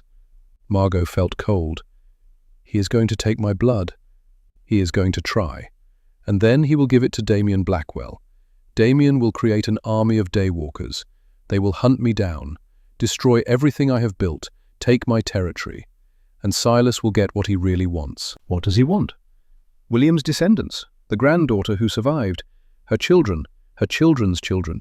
Damien has connections, resources, the ability to track bloodlines across continents. Silas wants to find them, to know his mortal family, even if he can never contact them. The room fell silent. There is one other thing, Thomas said. He had been standing by the door, listening. The phone call mentioned something else, about Dr. Thorne's past, her father. Margot went rigid. What about my father? Thomas looked uncomfortable.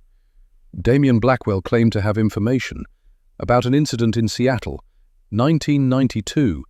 He said, Thomas hesitated, He said your father was killed by Lord Wrenwood." The world stopped. Margot turned slowly to face Alaric. "What is he talking about?" she asked. But she knew. Deep down, she had always known. Alaric closed his eyes. "Dr. Thorne, Margot, there is something I need to tell you." About Seattle, September 1992. And Margot knew. She had always known. She had been hiding from this knowledge for 32 years. "My father's name was Connor Thorne," she whispered. "Yes." "You killed him?" "Yes." The admission hung in the air like smoke. Margot felt her knees weaken. She sat down in the nearest chair. Her medical training kicked in. Elevated heart rate, difficulty breathing, shock response. She forced herself to breathe slowly. In, out, in, out. "Tell me," she said. "All of it. No lies, no omissions. Tell me everything." Alaric took a breath. Unnecessary for a vampire, Margot thought distantly. But old habits from being human for however long before he was turned. September 1992, Seattle. There was a rogue vampire nest operating in the industrial district. 6 vampires who had gone feral, lost all control. They were abducting children from homeless camps and low-income neighborhoods, using them for blood sport, for feeding, for entertainment. His voice was flat, clinical, the voice of someone recounting facts he had examined 1,000 times. The Vampire Council tasked me with eliminating them. I tracked them to an abandoned warehouse near the waterfront. There were 6 vampires and 3 humans. Thralls, addicted to vampire venom, helping the vampires capture and torture victims in exchange for the high the venom provided. He walked to the window. Looked out at mountains turning purple in the fading light. "Your father was one of the thralls. Connor Thorne, 42 years old. He had been abusing his family for years. Your mother, you, alcohol, drugs, violence.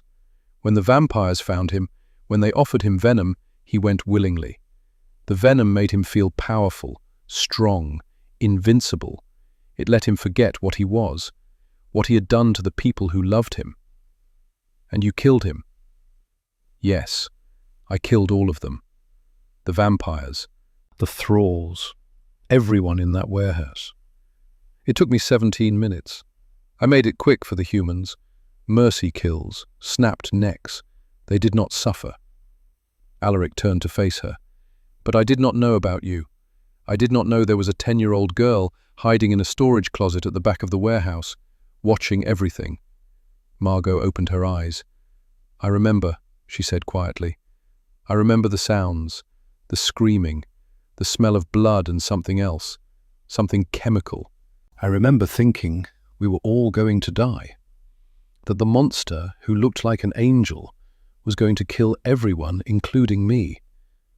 "You should have died," Alaric said. "The vampires knew you were there. They were saving you for last. One of them mentioned it, said they would turn you, make you one of them, a child vampire to replace the children they had killed. But I reached them first." He knelt in front of Margot's chair. "I am sorry," he said. "I am sorry you had to see that. I am sorry I killed your father, even though he was a monster who did not deserve life, even though he hurt you, even though killing him probably saved your life and your mother's life. I'm still sorry you had to watch." Margot looked at him. This creature who had lived for 680 years. This vampire who had fought in wars and seen empires fall. This man who had saved her life 32 years ago without even knowing it. "My father used to beat my mother," Margot said. Her voice was steady now, calm. The calm of someone who had examined their trauma from every angle and made peace with it. He broke her arm twice, fractured her ribs, gave her a concussion that left her with permanent hearing loss in her left ear and chronic migraines for the rest of her life. She took a breath. "When I was 8, he came home drunk. Hit me so hard I lost a tooth, the second molar on the left side. My mother tried to stop him. He threw her down the stairs. She broke her collarbone and 3 vertebrae." Alaric's expression was stricken. "After that night in the warehouse, after you killed him, my grandmother took me in, raised me, sent me to medical school, Gave me a life I never would have had if he had lived. If the vampires had not found him. If you had not been sent to clean up that nest." Margot reached out and took Alaric's cold hand in hers. "You ask why I helped you last night? Why I removed the shrapnel? Why I held your hand while you cried for a daughter you lost 80 years ago?" She smiled. It was not a happy smile, but it was genuine. "Because 32 years ago, you saved me. You killed the monsters, including the one who should have been protecting me, the one whose blood I share, but who was never a father." Margot squeezed his hand. "I did not come here for revenge, Alaric. I came here to say thank you. I came here because when I saw your name in the job posting, I knew. I had been looking for you for 20 years. Not to kill you, to thank you." Alaric stared at her. "You are not afraid of me." "I am terrified of you. But terror does not erase gratitude. They are not the same thing." Margot stood. "Now, we have a problem. Silas wants to harvest my blood. Damien Blackwell wants to create an army. And my niece is running out of time." She looked at Alaric. "What do we do?" For the first time in 80 years, Lord Alaric Renwood felt something he had thought lost forever. Hope. "We fight," he said. The attack came at midnight. Margot heard it first. A sound that did not belong in the quiet of Renwood Estate. The sharp crack of breaking glass. Not a window, something larger, structural. She was in her room, dressed, ready. They had been expecting this. Alaric had explained the plan during dinner. Silas would not wait. Not now that his deception had been discovered. He would call in Damien Blackwell's forces. They would attack, take Margot by force, kill anyone who stood in their way. The only question was when. Now they had their answer. Margot grabbed her medical bag, not for healing this time, for survival. She had spent the afternoon in the basement laboratory preparing, using her knowledge of chemistry, of combat medicine, of the things that kill when used properly. She ran into the hallway. Thomas was already there. He wore a tactical vest over his butler's uniform. In his hands, he carried a double-barreled shotgun that looked like it had seen action in wars Margot could only read about in history books. "How many?" Margot asked. 12 vampires, 8 lycanthropes, maybe more. Thomas racked the shotgun with practiced efficiency. They came through the south entrance, the reinforced glass that was supposed to be bulletproof. Silas disabled the UV perimeter defenses from inside. Bastard had the access codes. "Where is Alaric?" "Main hall, holding them off." Thomas looked at her. His grey eyes were fierce. "He wants you in the panic room, underground. There is a tunnel that leads 2 miles into the mountains. You can escape. There is a car waiting." "No." "Dr. Thorne!"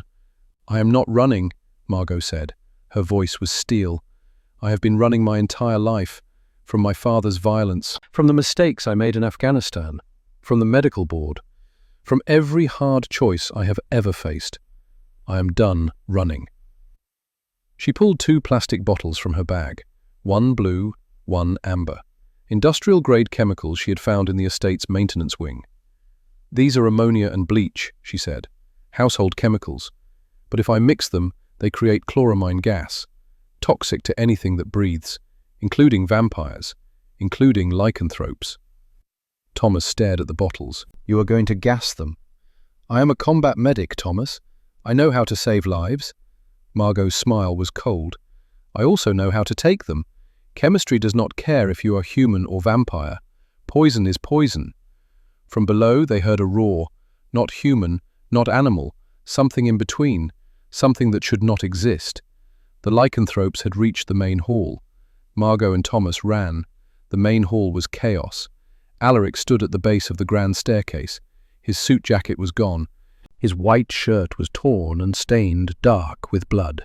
His blood, almost black in the dim light. Around him lay 3 bodies, 1 vampire, 2 lycanthropes. They were not moving, would never move again, already dissolving into ash and fur. But there were more, so many more. A massive werewolf, 7 feet of muscle and fur and rage, lunged at Alaric from the left. The vampire moved with impossible speed, sidestepped, grabbed the creature by its throat with one hand, lifted it off the ground, threw it across the room like it weighed nothing. The werewolf crashed through an antique display case.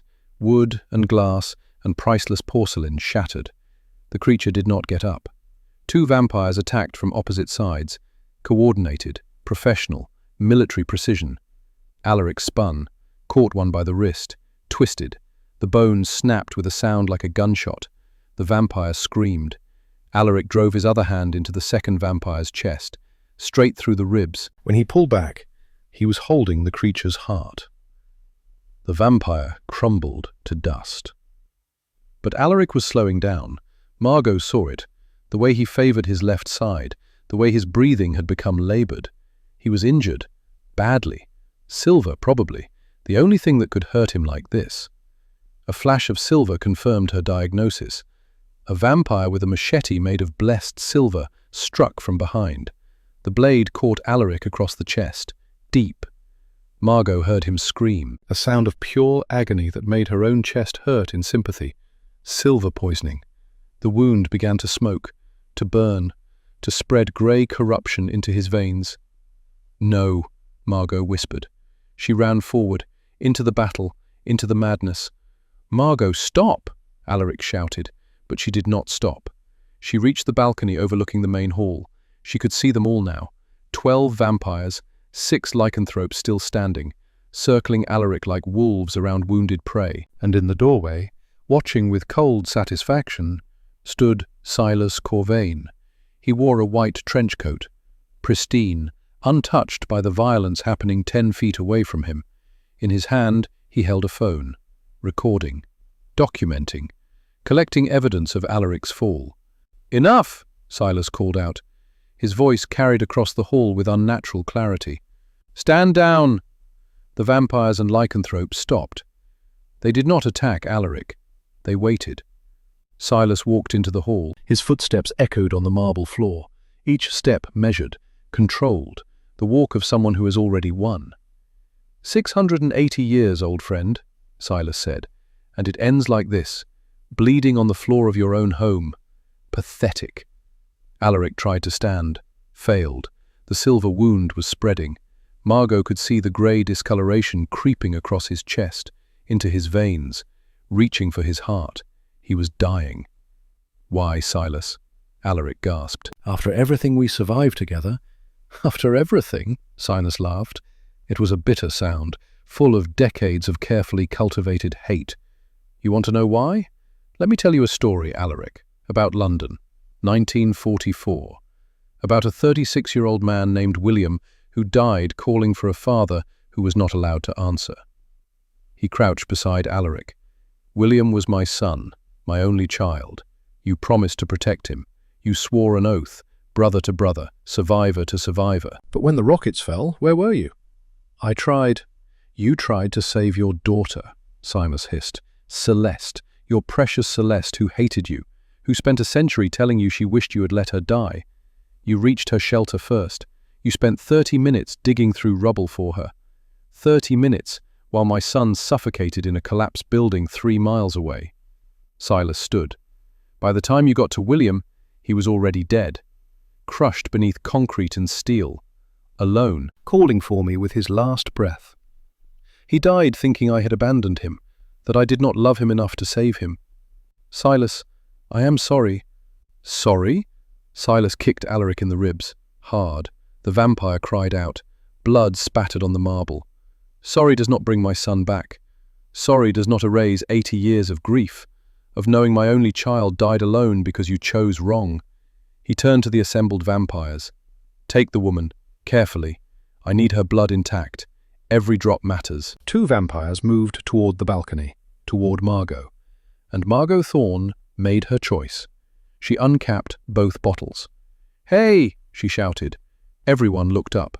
27 pairs of eyes, human, vampire, lycanthrope, all focused on the woman holding 2 plastic bottles. "I came to clean house," Margot said. She poured both bottles over the railing. The liquids hit the marble floor directly in the center of the hall. Ammonia and bleach mixed instantly. a chemical reaction older than modern warfare. Simple, brutal, Effective. Yellow-green gas hissed into the air. Chloramine. The vampires screamed, the lycanthropes howled. Even with supernatural healing, even with enhanced physiology, chemical burns on the lungs were excruciating. The gas blinded them, seared their heightened senses, turned their own enhanced abilities against them. Chaos erupted. Margot pulled a gas mask from her bag, something she had found in the estate's emergency supplies left over from World War II. She strapped it on, ran down the stairs through the expanding cloud of toxic gas. Thomas was already moving. He fired the shotgun into the cloud, once, twice, 3 times. Margot heard bodies fall. She reached Alaric. He was on his hands and knees, choking. The gas affected him too, not as badly as the others, but enough. "Up," Margot commanded. She grabbed his arm, hauled him to his feet. "We need to move, now. Thomas is covering our exit. Move," Thomas shouted. He was reloading. "Garage, go. I will hold them as long as I can." "Thomas!" "That is an order, Lord Renwood." The old butler's eyes were fierce. "Protect her. She is what matters now. Go." Margot and Alaric stumbled through the smoke, through corridors she barely recognized. Her eyes watered despite the mask. The chemical cloud was spreading faster than she had anticipated. Behind them, she heard Thomas's shotgun. Firing, reloading, firing again. And then, cutting through the chaos, a sound that made Margot's blood freeze. Silas laughing. "Run, old friend, run while you can, but you cannot outrun this. I have already won." They reached the garage, 6 cars, classics, modern, all of them worth more than Margot would earn in a lifetime of $50,000 monthly paychecks. She shoved Alaric into the passenger seat of a black Mercedes.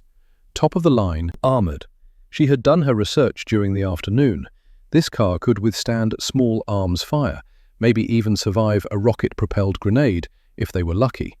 She jumped into the driver's seat. The keys were in the ignition. Thomas had prepared everything.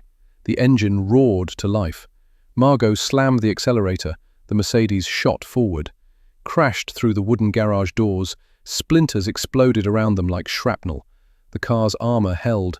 They tore down the driveway, gravel spraying, the estate's lights receding behind them like a burning ship going down in dark water. Margot checked the rearview mirror. Nothing. No pursuit. Not yet. She looked at Alaric. He was slumped against the passenger window. The silver wound had stopped spreading, but it had not healed. Grey veins spiderwebbed across his chest like cracks in ice. His breathing was shallow, maybe 5 breaths per minute, instead of the normal 1 per 30 seconds. He was dying. "Stay with me," Margot said. "Thomas," Alaric whispered. He stayed. He knew he would die. "He bought us time. Do not waste it by dying on me." Margot drove deeper into the mountains, away from the main roads, onto logging trails she had memorized from the estate's topographical maps, old paths, forgotten, overgrown with brush and saplings. 20 minutes later, she pulled off the trail, into a dense copse of fir trees, hidden from the sky, hidden from everything. She killed the engine. Silence filled the car. Margot turned on the interior light, assessed Alaric's wound with clinical detachment. It was bad. The silver had penetrated deep, into the muscle, possibly nicking the lung. Grey tissue surrounded the entry point, necrotic, dying, spreading with each heartbeat. "I need to get the silver out," Margot said. "No time." Alaric's voice was weak. "Silas. He tracked us. GPS in the car, standard in all estate vehicles. He will find us in minutes." "Then we have 5 minutes, maybe 10 if we are lucky." Margot pulled her medical kit from the back seat. "I can work fast." "Margot, shut up and let me save your life. Again." She worked with the efficiency of someone who had performed surgery under mortar fire. Scalpel, forceps, no anesthesia. But Alaric barely flinched. Either he was too weak to feel pain, or he had felt so much pain over 6 centuries that this was nothing. She cut through the dead tissue, exposed the wound cavity. She could see the silver fragments, dozens of them. The machete had shattered on impact. Blessed silver was brittle. Pieces embedded everywhere in his flesh. Margot extracted them one by one. Each piece she removed, she dropped into a specimen cup. The metallic clink was almost rhythmic. By the 10th fragment, her hands were steady. By the 20th, Alaric's breathing had improved slightly. By the 30th, the grey had begun to recede from the edges of the wound. "Almost done," Margot murmured.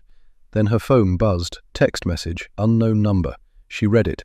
Her hand stopped moving. "What?" Alaric asked. "It is from Silas." Margot's voice was hollow. "He says he has Isla." The world tilted. "What?" "Isla, my niece. He has her." Margot read the message aloud, her voice shaking. "Dr. Thorne, I have the child. Transferred from Johns Hopkins to a private facility under my control. If you want her to live, bring me your blood. 1 pint. That is all I need. You have until dawn. After that, I let Damien's people have her. They are very curious about druidic bloodlines, very curious about what happens when you turn a child who carries ancient magic. Come alone, unarmed. Baltimore. I will send coordinates." Alaric's eyes went red. "It is a trap." "I know. He will kill her anyway. Once he has your blood, there is no reason to keep her alive." "I know." Margot set down the forceps. She had removed 34 fragments. Maybe a dozen remained, embedded, too deep to reach without specialized equipment. But there was no time. She looked at Alaric. "I have to go," she said. "Margot, no. She is 9 years old. She is all I have left of my brother. I have to try." "He will take your blood. Give it to Damien. They will create an army of daywalkers that will kill thousands." "I know," Margot said. "I know all of that, and I do not care, because she is a child, and I am her only family. And if I do not try to save her, then I am no better than my father, no better than the man who beat his wife and daughter and felt nothing." She opened the car door. Alaric grabbed her wrist. His grip was weak. The silver poisoning had taken too much. "Wait," he said. He pulled her back into the car, looked at her with those ancient eyes that had seen empires rise and fall. "There is another way," he whispered. "What way?" "Give me your blood. Not all of it, just enough. Let me drink." Margot stared at him. "If I drink sanguis aeternum, I become a daywalker, immune to silver, immune to sunlight, strong enough to fight them all, strong enough to save both of you." Alaric's grip tightened slightly. "Let me save you, the way you saved me. You could lose control, drain me dry. The bloodlust when vampires drink from living victims is supposed to be overwhelming." "I could. You could kill me." "I could. Then why should I trust you?" Alaric smiled. It was a sad smile, a smile that held 680 years of loneliness. "Because you already do.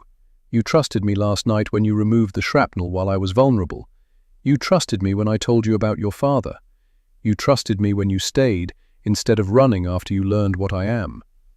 He released her wrist, giving her the choice, always the choice. "Trust me one more time, please." Margot looked at him. This vampire who had lived for nearly 7 centuries. This man who had saved her when she was 10 years old, without even knowing it. This creature who cried in his sleep for a daughter lost 80 years ago. She made her decision. Margot pulled a tourniquet from her medical kit, wrapped it around her left bicep, tightened it until she could see the veins pop. She was very good at finding veins, had done it thousands of times. "How much do you need?" she asked. "I do not know. I have never done this before. No vampire has." "Sanguis aeternum is a myth, a legend. I did not even know it was real until I started researching your grandmother's bloodline." "Best guess?" "Half a pint. Maybe more. I will stop when I feel the change. I swear it." Margot pulled out an IV catheter, 18 gauge, large bore, used for trauma patients who needed blood fast.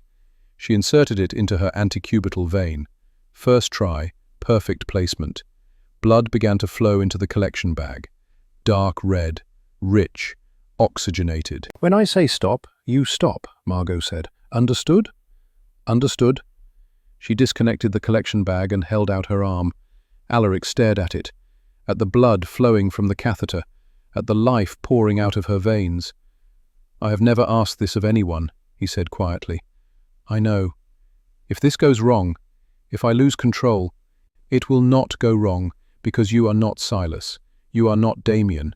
You are not a monster who takes what he wants. Margot met his eyes.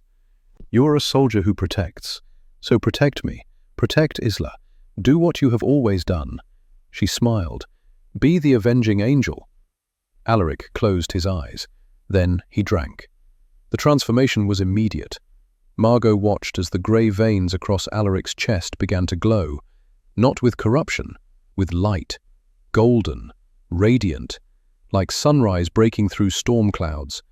The silver fragments still embedded in his flesh began to push themselves out, expelled by his body as it rejected anything that could harm it.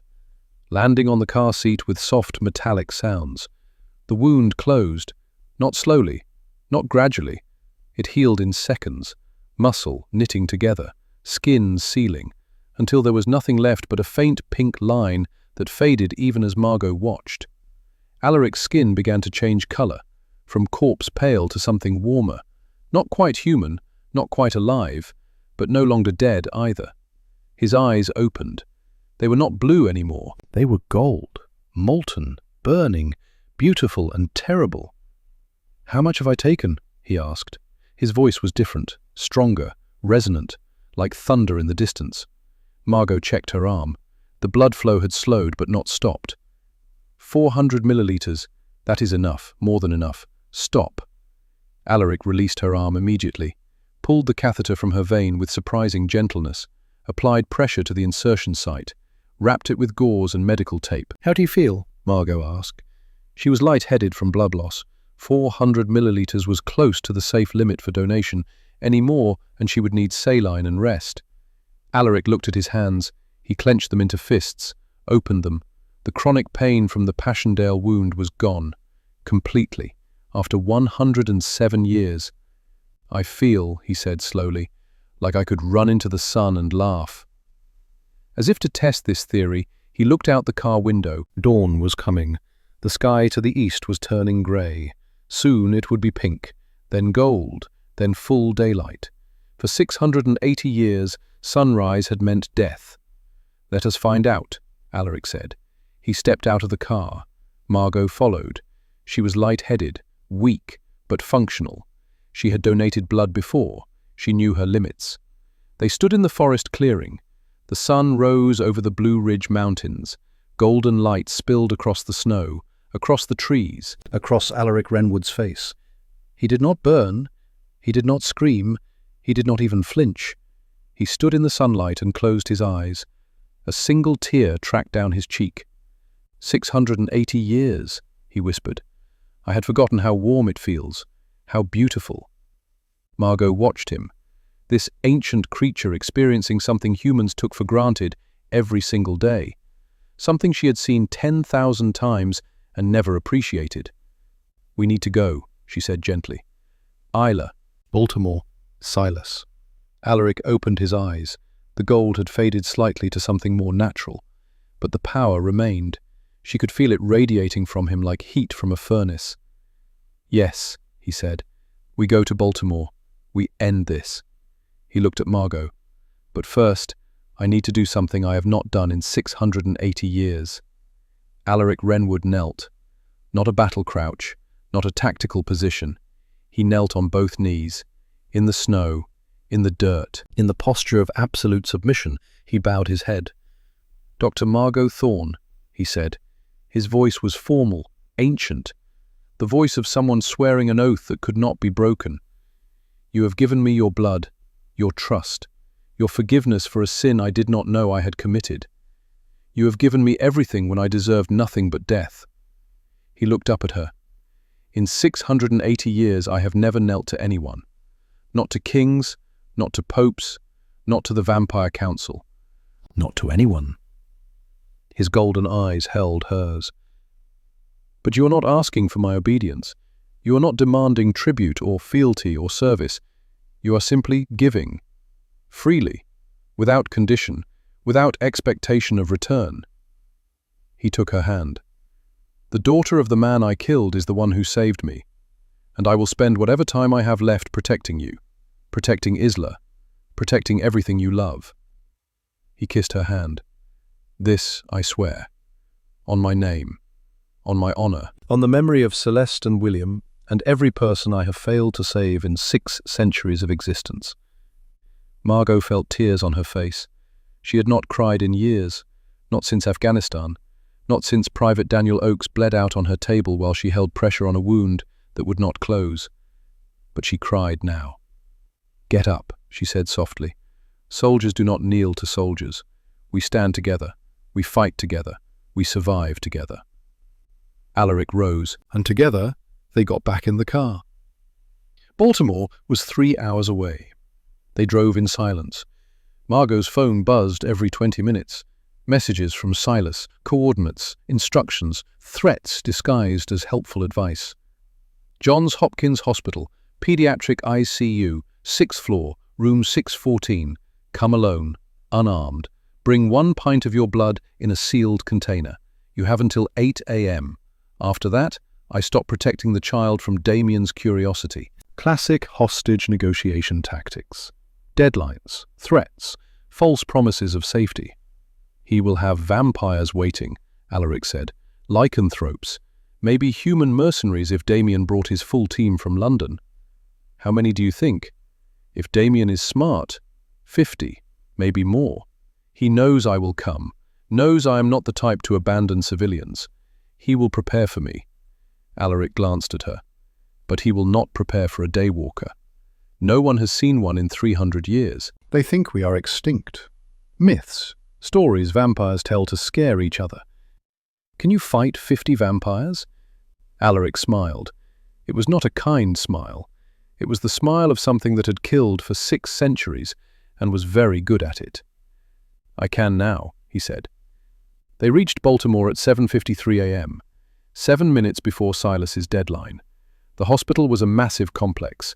Glass and steel, modern, efficient, the kind of place where medical miracles happened every day, the kind of place where a 9-year-old girl was being held hostage by creatures who should not exist.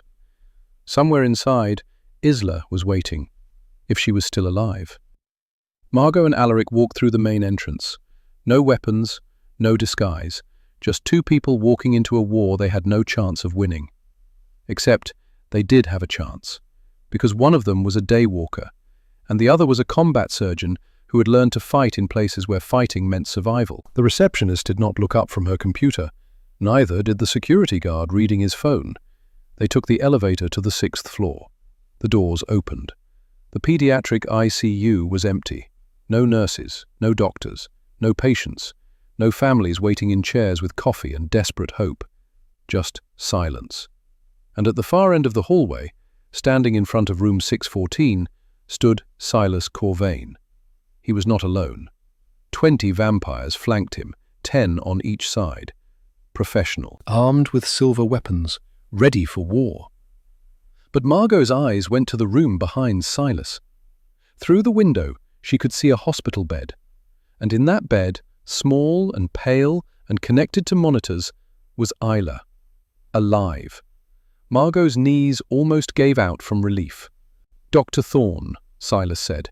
His voice was smooth, cultured, like they were meeting for tea instead of a hostage exchange. "You came. How noble. How predictable." "Where is Damien?" Alaric asked. "Around," Silas said. "He does not negotiate with the condemned. He simply waits for the spoils." He gestured to the room behind him. "Your niece is unharmed, sleeping, sedated, completely safe. I am not a monster, Dr. Thorne. I do not hurt children.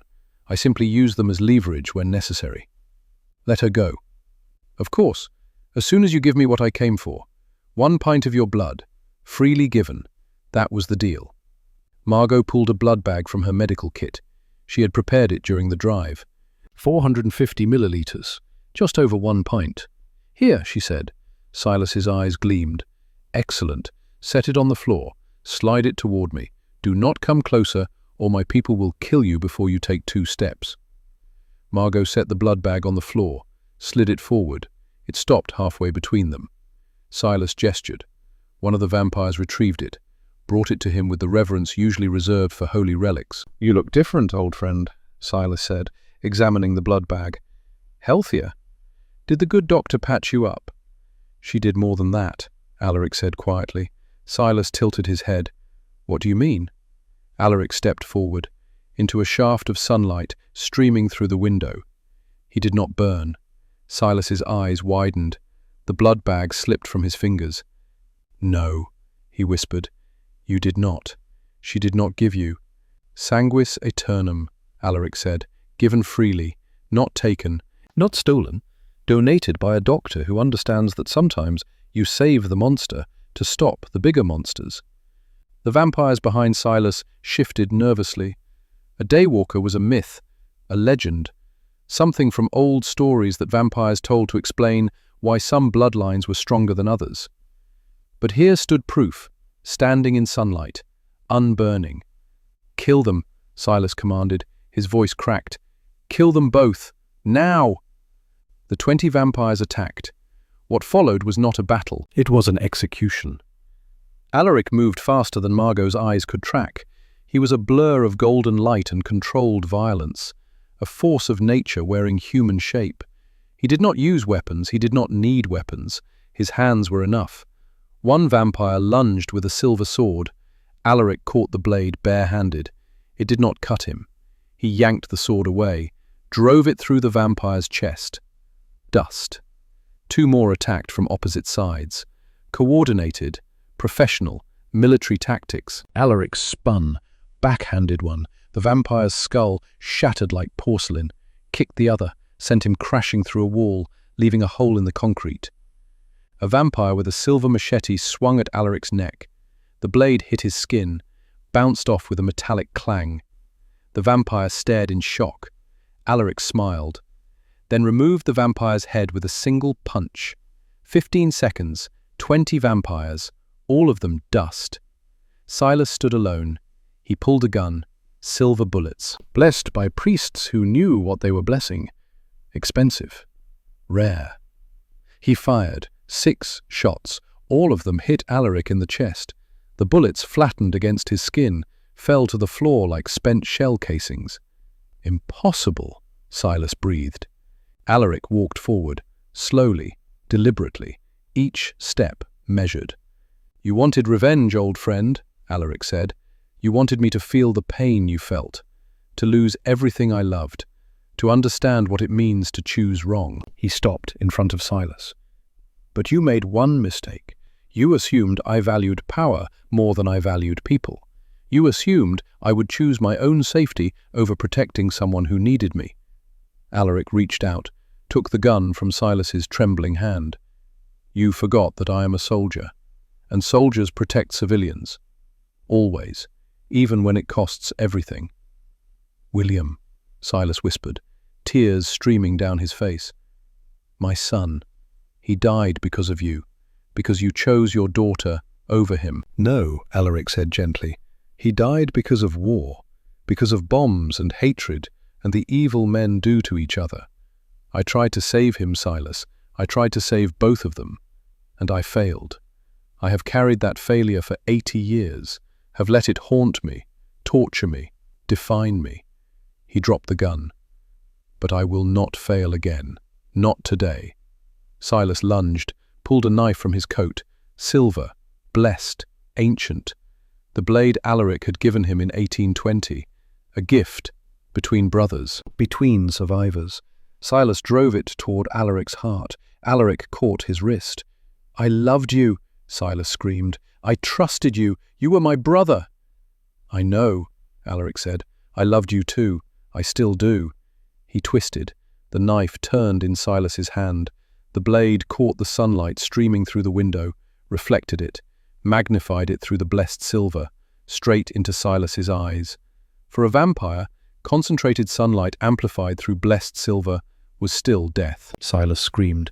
His skin began to smoke, to crack, to burn from the inside out. "I am sorry," Alaric whispered, "for William, for Celeste, for every choice I made that led us here, for 134 years of friendship that ended in betrayal and ash." Silas crumbled to dust. The knife clattered to the floor. Silence filled the hallway. Margot had not moved during the fight. She had watched everything. witnessed it all, catalogued it with the clinical detachment of someone who had seen too much death to be shocked by more. Now she walked forward, opened the door to room 614. Inside, on a hospital bed, lay Isla, 9 years old, blonde hair spread across the pillow, blue eyes closed in sedated sleep, chest rising and falling with the rhythm of machines that beeped softly. Alive, unharmed. Margot ran to her, checked her pulse. Strong, steady, normal for a sedated child. She pulled Isla into her arms and wept. Behind her, Alaric stood in the doorway. He did not enter, he simply watched, standing guard, protecting. And for the first time in 80 years, the weight of grief and guilt began to lift. Not gone, never gone, but lighter. But the story was not over. Margot's phone rang, unknown number. She answered. "Hello? Dr. Thorne." A woman's voice, American accent, cold, professional, familiar somehow.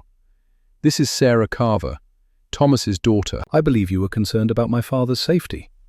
Margot's heart stopped.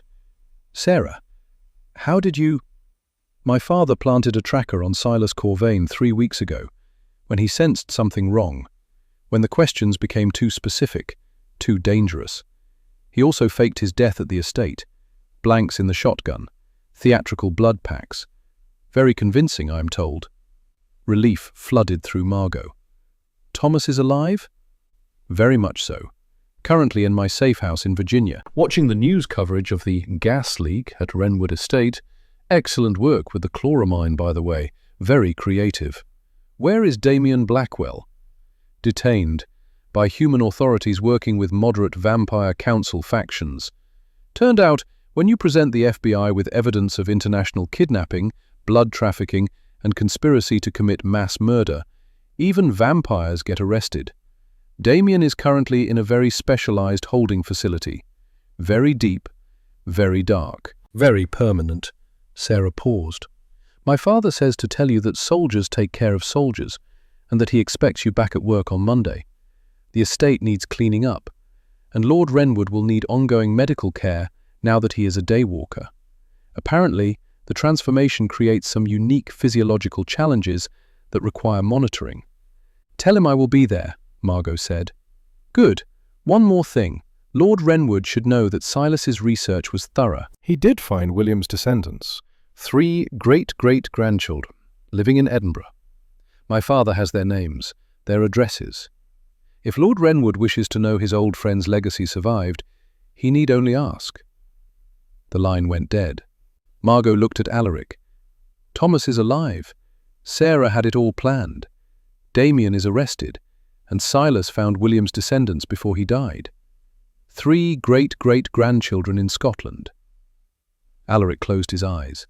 "Silas found them." "Do you want to know who they are?" "Yes," Alaric whispered, "because William deserved better, deserved to be remembered by someone who loved his father, who knows what he meant." 3 years later, the medical facility at Wrenwood Estate had been rebuilt, expanded. It was now officially registered as Thornfeld Medical Foundation, a private clinic specializing in rare diseases and pro bono care for veterans who could not afford treatment elsewhere. Dr. Margot Thorne served as medical director. Her license had been fully reinstated. The medical board had issued a formal apology, called her a pioneer in battlefield medicine and ethical patient advocacy, offered her positions at Johns Hopkins, Mayo Clinic, Cleveland Clinic. She had turned them all down. Some work could only be done in the mountains. Isla was 12 now, healthy. The surgery 3 years ago had been successful. Perfect repair, no complications. She attended a private school in Virginia. Straight A's, captain of the debate team. She wanted to be a doctor when she grew up, just like Aunt Margot. Margot stood on the terrace of Wrenwood Estate and watched the sunset. Behind her, she heard footsteps. Alaric joined her. He wore casual clothes now, jeans, a sweater. His hair was shorter, more modern. He looked like he could be 40 instead of 683. He looked almost human, except for the eyes. They would always be gold. Isla's archery lesson went well, he said. She hit the target 18 times out of 20, better than last week. You are a patient teacher. I have had 680 years of practice. They stood in comfortable silence. Down in the garden, Margot could see the memorial stone they had erected. For Celeste, for William, for Silas, for Thomas's wife who had died before Margot arrived, for all the people who had been lost to wars that should never have been fought. "Do you ever regret it?" Alaric asked quietly. "Giving me your blood, changing everything?" Margot looked at him. "No," she said. "Do you?" "No," he smiled. It was a real smile now, not the sharp predator's smile from 3 years ago. Something warmer, more human. I can walk in sunlight now. I can taste food again. Coffee, wine, things I have not enjoyed in 6 centuries. I can feel warmth instead of just cold. The Passchendaele wound does not hurt anymore. Neither do the others. After 700 years of pain, I am finally free. He looked at his hands. The bandage was long gone. The scar had faded to nothing. Because of you. Because of us, Margot corrected. You saved me when I was 10. I saved you when you were 680. We are even. Are we? Alaric asked. Margot thought about it. About the little girl hiding in a closet in Seattle. About the vampire king pretending to sleep. About chloramine gas and IV catheters, and the moment when a monster knelt in the snow. About Thomas's fake death and Sarah's contingency plans, and Damien rotting in a cell so deep that sunlight would never reach it. About Isla laughing in the garden with friends who did not know she had almost died. Yes, she said finally, we are. They watched the sun set together, and Margot thought about the scar from Passchendaele. The silver fragment she had removed that first night. It sat now in a small glass case in the estate's private museum, not as a trophy, but as a reminder that wounds can close, that pain can end, that forgiveness is not forgetting, it is choosing to save the hand that once destroyed you. Dr. Margot Thorne had learned that the hardest battles are not fought with scalpels or swords or chemical weapons. They are fought with choice. The choice to help instead of harm, to heal instead of hate, to kneel instead of conquer, to stand together instead of fall alone. And Lord Alaric Renwood had learned that in 680 years of existence, the most powerful force in the universe is not immortality or invincibility or ancient magic. It is gratitude, given freely, without condition, from the daughter of a man he had killed. Because sometimes the person society calls broken is the only one strong enough to fix what has shattered. Sometimes the monster crying in the dark is the one who needs saving most. And sometimes the greatest honor a soldier can receive is not a medal or a title or a kingdom. It is the chance to stand beside someone who sees the scars and chooses to heal them anyway. Soldiers take care of soldiers, always. Even when one of those soldiers has been fighting for nearly 7 centuries. Even when the other is a doctor with nothing left to lose except the will to save one more life. Down in the garden, Isla laughed. The sound carried up to the terrace like music. Margot and Alaric both smiled. "Come on," Margot said. "Dinner will get cold." "I can eat now, still strange, after 6 centuries of blood." "Then move. I am not eating alone." They walked inside together. Behind them, the sun finished setting, and for the first time in 680 years, Lord Alaric Renwood was not afraid of the dark, because he was no longer alone in it.